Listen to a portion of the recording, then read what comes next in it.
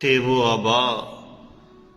تو تمہارے ہی مگر تم کیا ہو، ہاتھ پہ ہاتھ دھرے منتظر فردا ہو، قلب میں سوز نہیں، روح میں احساس نہیں، کچھ بھی پیغام محمد کا تمہیں پاس نہیں، رہ گئی رسم اذاں روح بلالی نہ رہی، فلسفہ رہ گیا تلقین غزالی نہ رہی،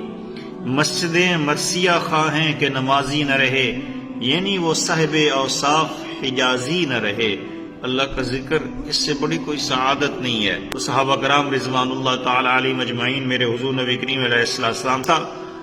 گزارش پیش کرنے لگے، یا رسول اللہ صلی اللہ علیہ وآلہ وسلم، جلسنا نذکر اللہ ونحمده على ما هدانا للاسلام ومنا به علینا۔ یا رسول اللہ صلی اللہ علیہ وآلہ وسلم، ہم اس لیے بیٹھے ہیں کہ اللہ تعالیٰ کا ذکر کریں جو اس نے اسلام کی دولت سے ہمیں مالا مال کیا ہے۔ ہم اسلام کی دولت ملنے پہ اللہ کے اس احسان پہ شکر بجا لا رہے ہیں کہ یا رسول اللہ صلی اللہ علیہ وآلہ وسلم، اللہ نے ہمیں اسلام عطا فرمایا، ایمان کی دولت سے سرفراز کیا۔ سب سے بڑی دولت اسلام ہے، ایمان ہے، اللہ کا ذکر ہے، اللہ کی وابستگی ہے، اللہ کا تعلق ہے، اس سے بڑا کوئی فیضان نہیں ہے۔ میرے حضور نبی کریم علیہ السلام نے ارشاد فرمایا، صحابہ تمہارا اس طرح حلقہ زن ہو کہ اسلام لانے پہ، اللہ کا ایمان تمہیں عطا کرنے پر تم اللہ کا شکر بجا لا رہے ہو۔ ان اللہ عز وجل یباہی بکم الملائکہ،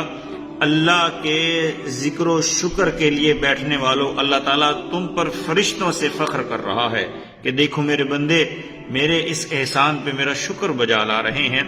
بلکہ بخاری شریف کی روایت ہے، حضور نبی کریم علیہ السلام ارشاد فرماتے ہیں، اگر کوئی شخص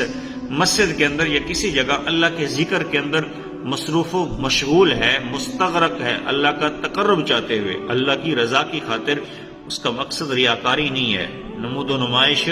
نہیں ہے، فخر اور تکبر نہیں ہے، اللہ کا ذکر کر کے دوسروں پہ دوست جمانا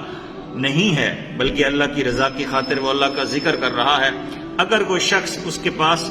بیٹھنے کے لیے، سستانے کے لیے آتا ہے، تو اس ذکر کرنے والے کے ساتھ بیٹھنے والے شخص کے گناہ بھی اللہ تعالیٰ معاف فرما دیتا ہے۔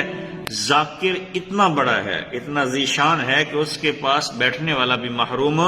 نہیں رہتا۔ اسی لیے مجھے اور آپ کو اپنی باقی ماندہ